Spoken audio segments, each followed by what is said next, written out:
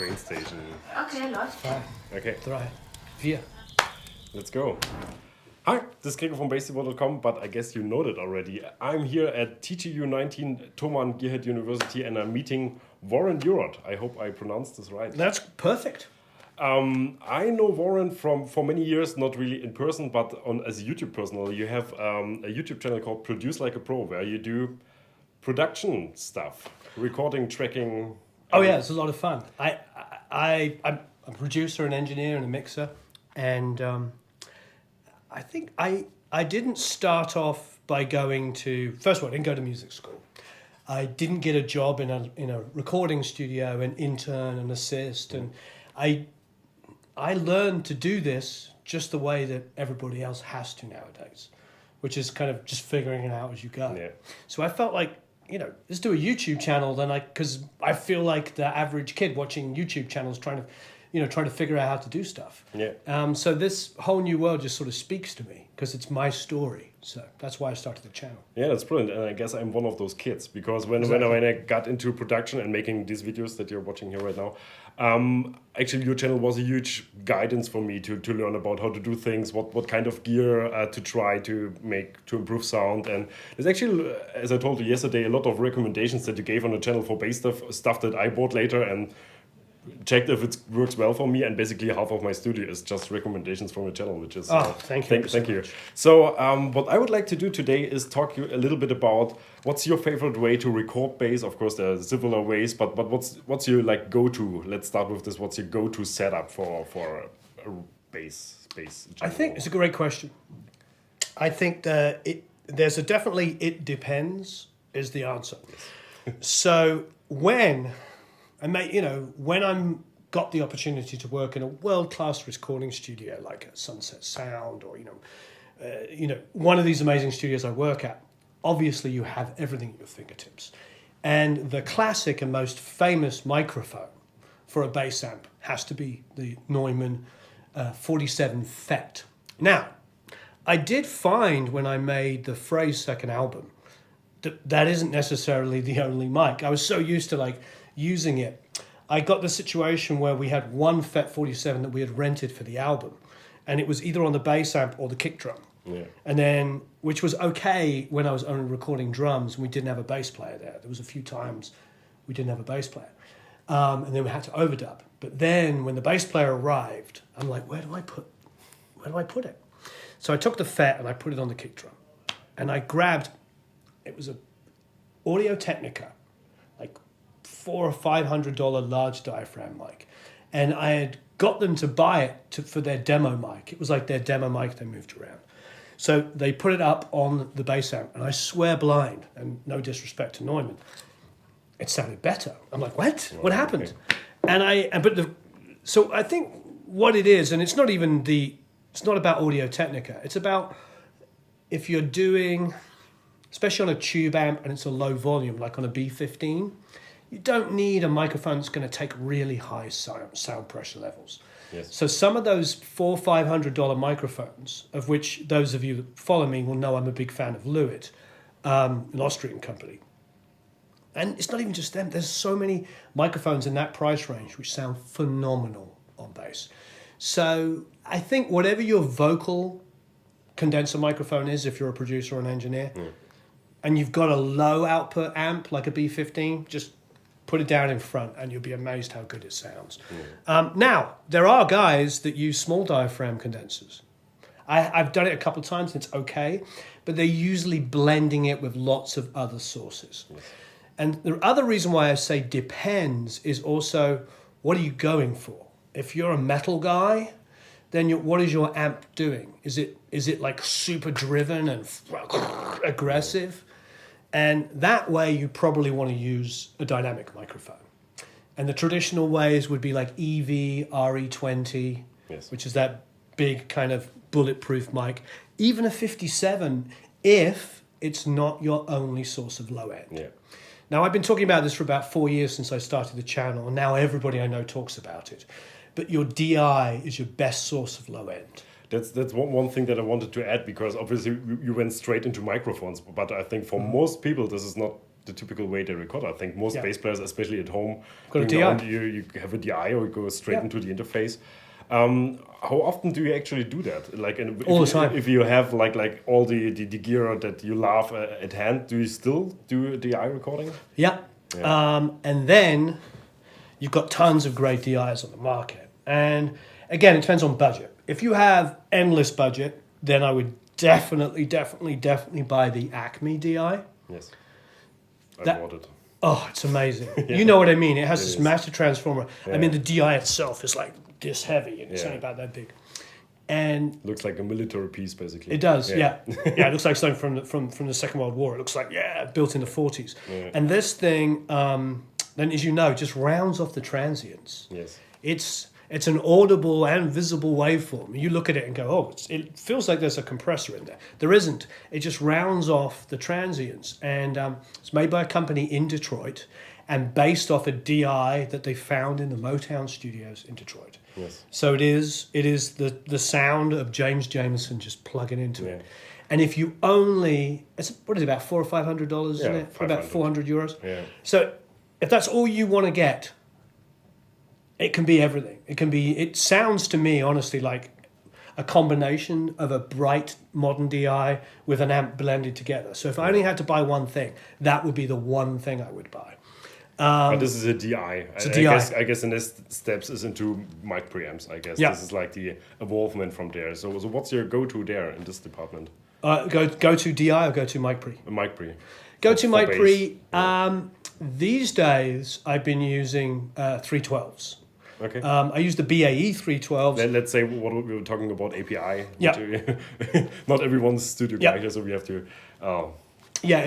API is the original company, and it has these op amps called 2520s in them, and BAE have a guy who's a designer who's quite famous in the gear world called Avidas, and Avidas designed his own version of a 2520, and it's just something pretty magical about those 312s. I think they're about the same price as the API.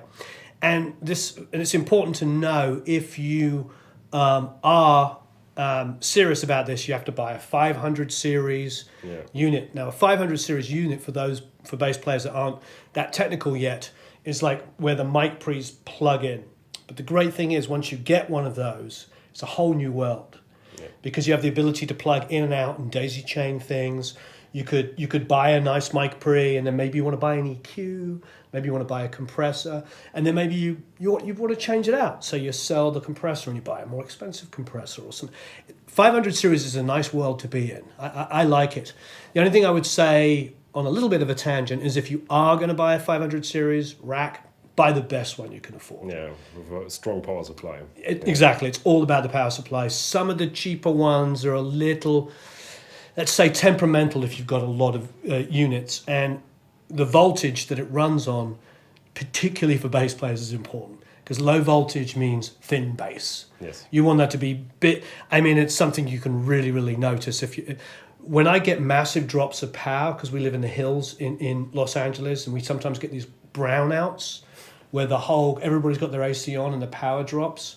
We do have big units for voltage regulation.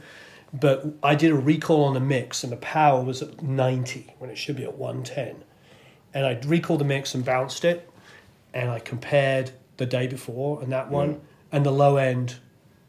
I mean, it wasn't 10 dB down, but it was like a dB down at like 80, which is a lot. And you're just like, why does my mix not sound as fat? So anyway, my point is like if you're going to get into 500 series, buy the best one you can afford. And it's not like thousands of dollars of difference, it's a few $100s more, but I think it's definitely worth doing.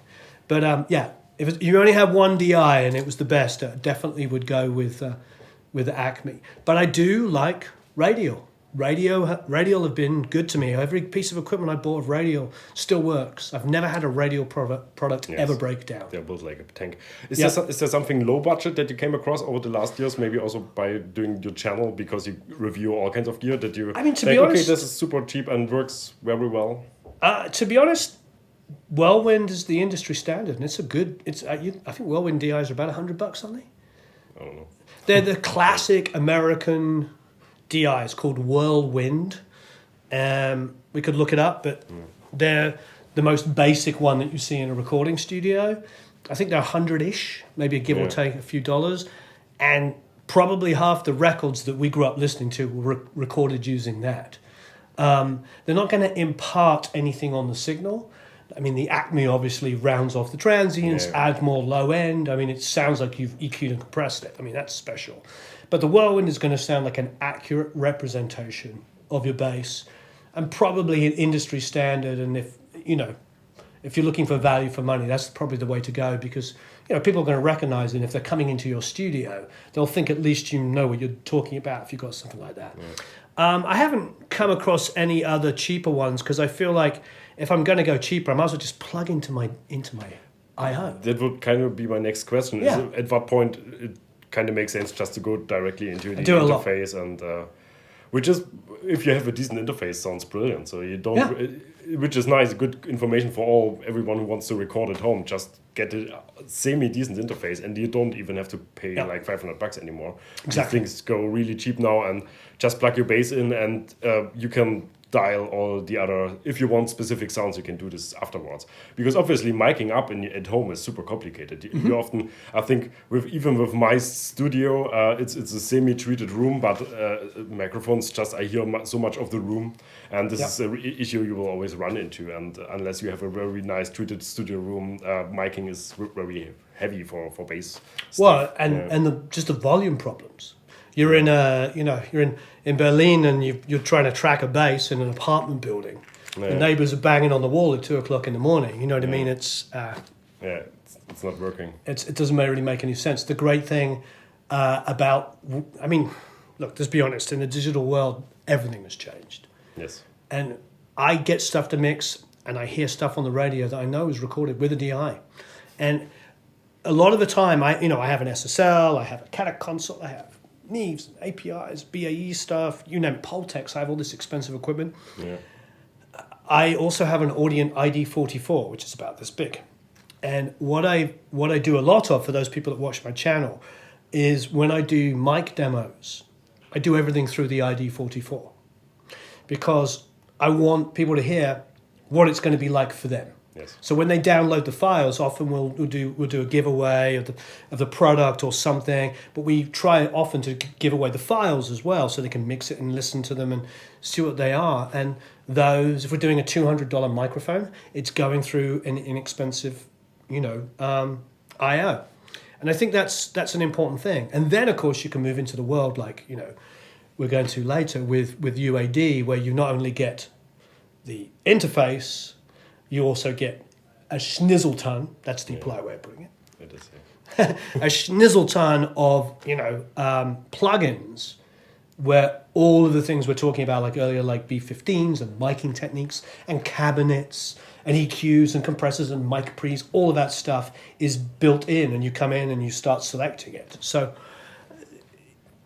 and I don't care what people say, that is a whole new world, and the results are phenomenal. Because just having nice gear doesn't mean you're going to get good results. Sometimes it's even the opposite, because if you actually have to start miking stuff, as I said, there's so many factors coming in. Yeah. And if you can do all of this in the box, there's a lot of hassle that you don't have to deal with. And I mean, so many times I've heard a great tone, whatever instrument it might be, and I've said, that's really cool, what is that? And they're like, actually, it's a virtual whatever. Because... And this happens more and more every day now. I mean, it does. I mean, if I said to you, I need a whatever bass tone, I mean, what are you going to do? You're going to drive to a studio and rent an Ampex 810 cab and crank it up and mic it, and distort it and do all this stuff. And hopefully your engineer is world class and knows how to get that tone that you're after. Yeah. Somebody says to you, well, I want Jaco Pastorius. That's an acoustic 360 or 370. Which head is 60. It? 360. I was right first time. Should have trusted myself. So, so somebody's asking you to basically have an acoustic 360 with a fretless jazz bass. Yeah, it's not going to happen. Yeah. So you can open up a plug-in and go, acoustic 360. And, I listened just the other day, I listened to his first album, Come On, Come Over, and the tone is so mid-rangey. Yes. It doesn't have any top end, and it doesn't have any super low lows. Now you've got a little amp and your little mic. You know, that's a lot of work to try and get that tone. You did. And now get it so close in your face. Yeah. Also, yeah. I mean, that's Chaco sounded. Yeah. It's like that's a defining album. If you're a bass player and you don't know that album, you're not really a bass player. I don't know. Yeah, maybe. But you know what I mean. Yeah. It's like not knowing Jimi Hendrix. Yeah, sure. So, you know, I'm all joking aside. I didn't mean quite that literal because, you can be a rock bass player and not know it. But my point is it's such a very specific bass sound that I don't know that I could guarantee I could get you that bass sound with amps quickly. Yeah. I could get it. And then you've spent hundreds of bucks to get the studio room and time and all of this. And it's the time. I mean, that's the biggest thing is like, how much time do you have? I need that tone. Yeah. Okay, I'm going to call up somebody and rent the amp. And I just went on this website and I read that it was this mic and it went to tape. Yeah, that's a completely different world. All of which is wonderful. Yeah. And I love that stuff. And I love being able to research it and recreate it. But not many of us, even professionals, even with budget, have the time to do that these days. Yeah. So God bless this, new world we live in. And I will tell you, if I'm not using the Acme, I'm plugging into interfaces a lot, and the results can be absolutely phenomenal. And there's a ton of stuff on the radio that's done like that. So it's not just bedroom guys. It's real people. It's real music's being made that way. Okay, so there you have it. Even the professionals use the easiest stuff that probably use at home, and definitely that's good news for everyone. Let's wrap this up here. Thank you very much. Marvelous. Again, if you're in this kind of stuff, this was just a very small glimpse into the world of Produce Like a Pro, and there's so much more. Just watch the channel. Take some time. Thank you, my friend. Very long videos, but very entertaining, very interesting. We have 2 hours studio tours. I watched days of your stuff, and I don't regret it. And maybe not that much anymore because now I know some stuff. But when I was getting started and didn't know anything, basically, you must have watched the Hansaton Studios. Did you watch that video? A part of it. I was really busy in the last day, but I will do. It's such a what a wonderful studio. All right, let's wrap it up. Thank you. Thank you ever so much. See you in the next video where we talk about digital things. Marvelous. All right. Ta-da. Great. Good job. Great. Well, we set you up. You've been set up. Now off you go. Now you set up.